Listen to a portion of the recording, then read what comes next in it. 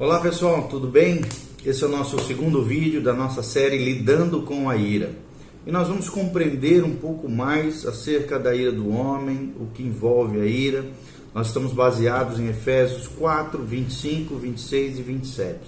Primeiro a Bíblia diz: irai-vos, mas não pequeis. No 26, Efésios 4, 26, a Bíblia diz: não se ponha o sol sobre a vossa ira. E no 27, não deis lugar ao diabo.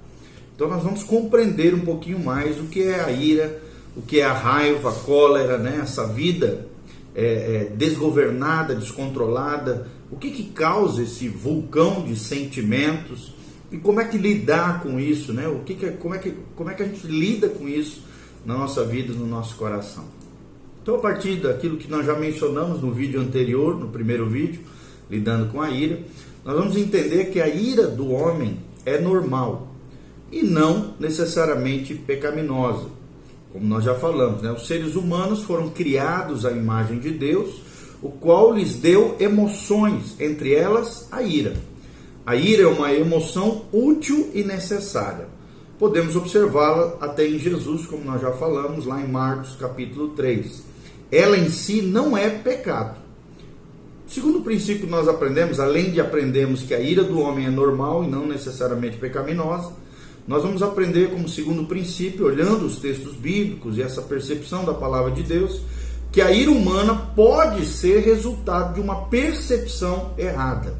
Vou repetir, a ira humana pode ser resultado de uma percepção errada sobre algo ou sobre alguém. Lembre-se, querido, Deus é perfeito, onisciente, Ele sempre vê as coisas da maneira certa. E por causa disso, a ira divina é sempre uma reação justa da sua justa indignação contra alguma forma de impiedade. Já nós, seres humanos, por sua vez, somos imperfeitos e avaliamos muitas vezes as circunstâncias a partir da nossa própria perspectiva. Nós não somos sempre capazes de discernir entre a verdade, a verdadeira injustiça e a justiça, né? A injustiça percebida precisamente por um Deus onisciente, e a injustiça muitas vezes aparente. Então, desse modo, né, algumas vezes nos irritamos com situações que julgamos serem erradas, mas que na verdade não pareciam erradas se tivéssemos acesso a todos os fatos que envolvem aquela circunstância ou aquela pessoa. O egoísmo é um fator que geralmente pode nos fazer ter uma percepção distorcida da realidade. E quando nos sentimos vulneráveis, ameaçados ou inclinados a criticar, né, podemos interpretar mal as ações dos outros e chegarmos a conclusões indignadas, talvez até injustificadamente. E nós precisamos tomar cuidado com isso. Terceiro princípio que nós queremos ensinar sobre a ira, à luz da palavra de Deus, é que a ira humana frequentemente leva ao pecado. A ira humana, diferente da ira de Deus, que é dentro de uma perspectiva correta de um Deus perfeito, de um Deus onisciente, de um Deus justo, a ira humana frequentemente leva ao pecado. Como todas as outras emoções, né, a ira pode ser construtiva, servindo a um propósito útil, como nós já falamos, ou então destrutiva, que no caso dos homens geralmente acontece. Ela pode dar honra a Cristo ou então pode ser pecaminosa. A advertência de Paulo, que nós já falamos, irai-vos e não pequeis, sugere que algumas manifestações da raiva são apropriadas, enquanto outras são moralmente equivocadas. Então, como a ira, né, pode conduzir facilmente ao pecado e a comportamentos nocivos e destrutivos, a Bíblia geralmente condena a ira, sempre quando se relaciona ao homem. Ou seja, o homem erra, Deus não erra. A Bíblia então nos alerta de que a ira se abriga no íntimo dos insensatos. Devemos, portanto, deixar a ira, abandonar o furor, como nós vemos lá em Provérbios, tendo cuidado de dominar o nosso espírito. Como é importante nós dominarmos o nosso espírito, o nosso ímpeto, né? A nossa personalidade. Quando tivermos que lidar com pessoas iradas, a Bíblia ensina que a resposta branda desvia o furor, mas a palavra dura demais suscita a ira. Então, só no livro de Provérbios, a ira é aceita com restrições em uma referência, mas veementemente condenada em 9 passagens do livro de Provérbios. Embora a ira não seja errada em si mesma, está claro que ela pode sim sair do controle e causar uma série de problemas para nós e para as pessoas que estiverem ao nosso redor. Então a ira pecaminosa pode ser expressa de várias maneiras, entre elas com vingança, insultos, falsidade, dissimulações e até a recusa em admitir que se sente a raiva, como se isso fosse normal e natural. Segundo lugar, vingança, né? Quando nós falamos de vingança, segundo lugar não, dentro dessa abordagem de vingança, isso surge o quê? Amargura, ódio, represália, uma atitude de represália, uma atitude de julgamento. Tudo isso são gerados pela ira e a Bíblia condena cada uma dessas atitudes. Só Deus pode executar vingança. A mim pertence a vingança, diz o Senhor dos Exércitos, lá em Romanos capítulo 12. Não há nenhuma justificativa bíblica para a retaliação humana ou para os ajustes de conta. Pelo contrário, a Bíblia diz que quando alguém te fizer o mal, você precisa fazer o bem. Lá em Romanos 12, versículo 21, não te deixes vencer pelo mal, mas vence o mal com o bem. Segundo lugar, quando nós falamos sobre a linguagem áspera, ofensiva, né? Os cristãos, vocês sabem, têm o dever de controlar as suas palavras, aquilo que sai pela sua boca.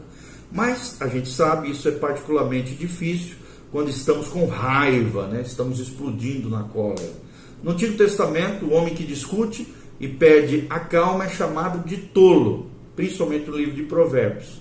Já na carta de Tiago, Tiago esboça claramente os perigos da linguagem ofensiva e exorta o leitor a ser pronto para ouvir e tardio ao falar, tardio também para irar-se.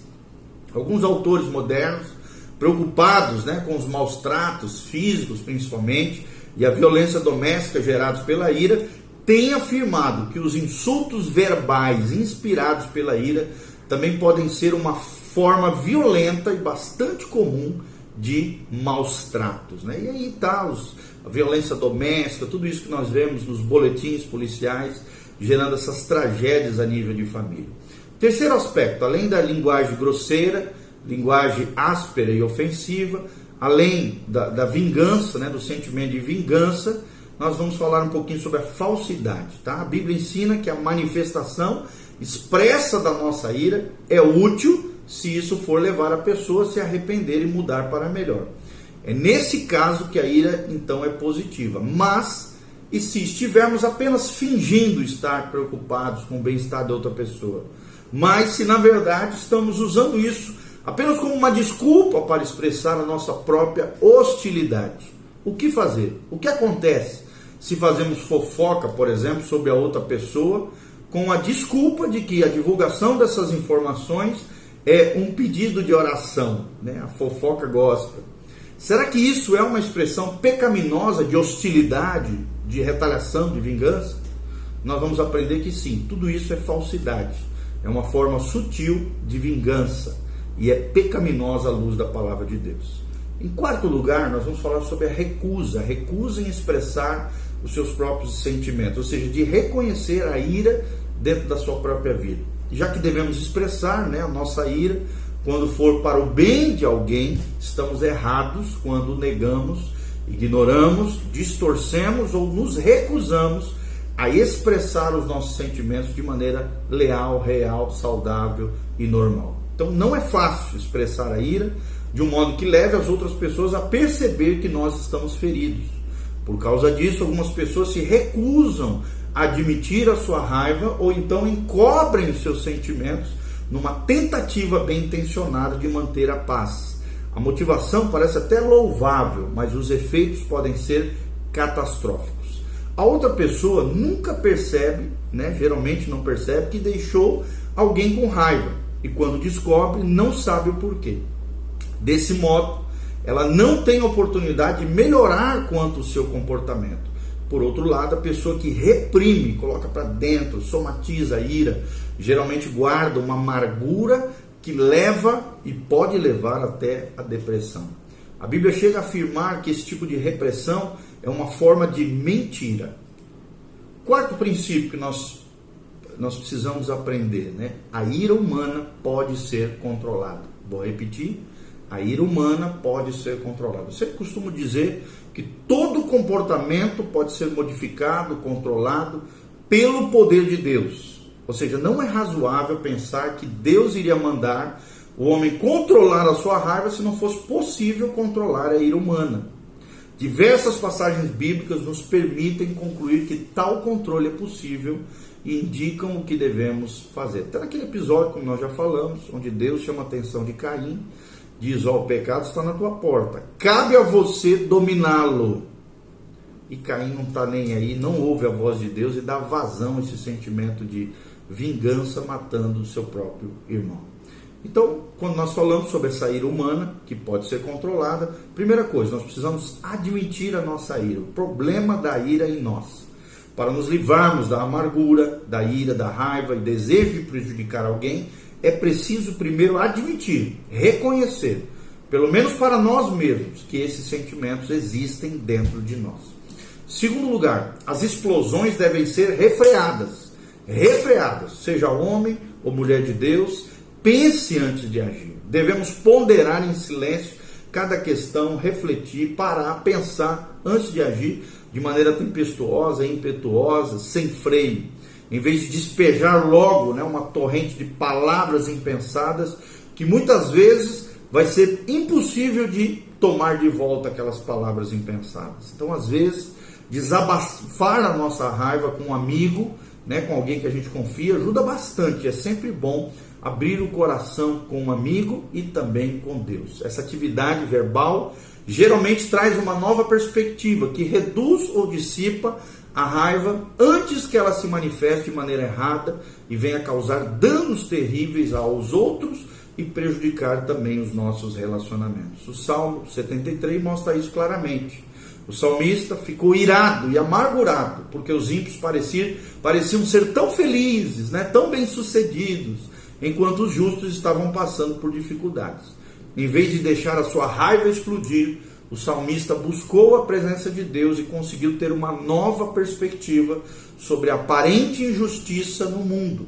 Desse modo, a sua raiva cessou e foi substituído por um louvor de gratidão ao Senhor. Terceiro lugar, quando nós aprendemos sobre que é possível controlar a ira, devemos lançar mão da confissão e do perdão. Ou seja, precisamos confessar a Deus e aos outros e, de maneira determinante, perdoar e receber perdão. Várias vezes, se for necessário. Quarto lugar, não devemos ficar remoendo dentro de nós aqueles sentimentos de raiva, sentimentos de vingança ou desejos de vingança. Poderíamos presumir que, ao ser perseguido, Jesus tinha todo o direito de sentir raiva e ele poderia fazer isso, mandar fogo descer do céu, consumir seus inimigos. Ele tinha autoridade para isso. Entretanto, a Bíblia diz, lá em Pedro, quando Jesus era ultrajado, não revidava com ultraje, né? Quando maltratado, não fazia ameaças, mas entregava-se àquele que julga retamente. 1 Pedro capítulo 2. Então, pessoas iradas geralmente gostam de ficar remoendo as suas dificuldades, acalentando dentro de si ideias de vingança e pensando uma maneira de acertar as contas, de retalhar, de se vingar contra aquelas pessoas que o ofenderam. E nós devemos resistir a essas tendências e entregar tudo nas mãos de Deus. Em resumo, tudo aquilo que falamos com relação ao que a Bíblia diz a respeito da ira. A Bíblia fala da ira como um sentimento universal, espalhado entre todos os homens, que é bom quando se volta contra a verdadeira injustiça, mas que é danoso quando se manifesta por motivos egoístas. Fica claro que a ira precisa ser controlada, governada, e a Bíblia diz, conforme diz Salomão em Provérbios, o homem que domina o seu espírito é melhor que o herói de guerra que conquista uma cidade. Então domine o seu espírito, domine o seu ímpeto, a sua personalidade, o seu trejeito pode ser modificado pelo poder de Deus. Lembre-se daquilo que nós ensinamos.